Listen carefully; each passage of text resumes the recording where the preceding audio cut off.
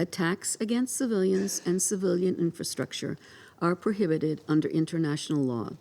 All such attacks must stop immediately, whether they be on Ukrainian, Russian-controlled, or Russian territory.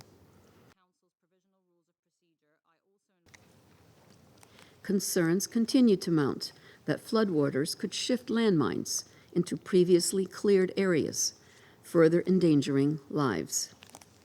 Damaged sewer systems and the lack of clean water heighten the risk of waterborne diseases.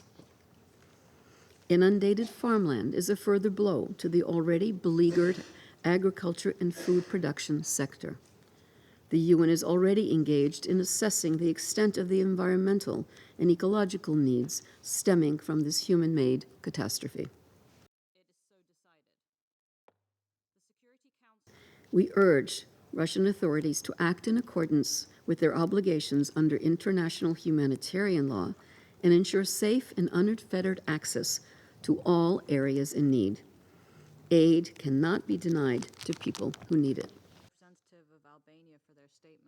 We remain deeply concerned about the cases of forcible transfers of protected persons, including children, to territories of Ukraine under Russian control and consequent deportations to Russia. This critical issue impacting the most vulnerable needs to be addressed urgently, prioritizing the reunification of families. The announced deployment of Russian tactical nuclear weapons in Belarus, for example, and the accompanying rhetoric have raised regional tensions further. We urge all involved to act responsibly and in accordance with international obligations. We reiterate that any threat to use nuclear weapons is unacceptable. Сегодня, госпожа председатель, мы видим очередные попытки Соединенных Штатов и их союзников заставить секретариат ООН провести так называемое расследование якобы имеющих место поставок иранских беспилотников для использования на Украине.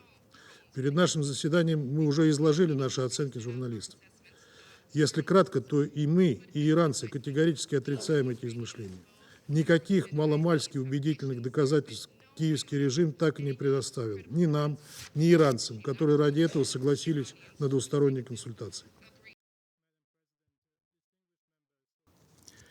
We therefore urge the international community to take the threat of this act of nuclear terror seriously and to step up pressure on the Russian Federation to prevent these menacing developments, including but not limited to introducing strengthened restrictive measures against the Russian nuclear industry and military-industrial complex. Security Council members must distinguish between the victim and the aggressor. In this war of aggression, under the UN Charter, Ukraine has the right to self-defense against Russia's attacks in order to restore its territorial integrity. It also has the right to request international support for such efforts. The EU is committed to support Ukraine in this regard for as long as it takes.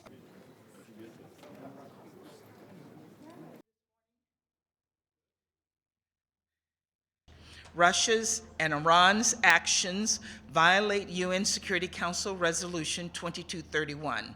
That resolution prohibits all countries, including permanent members of the Security Council, from transferring these types of weapons from Iran absent advanced Security Council approval. Approval was, of course, not given. Ukraine, the United States, France, the United Kingdom, and other countries have duly reported these violations to the United Nations and supplied the UN with additional information and analysis. The United Nations must respond to growing calls from the international community to investigate these violations.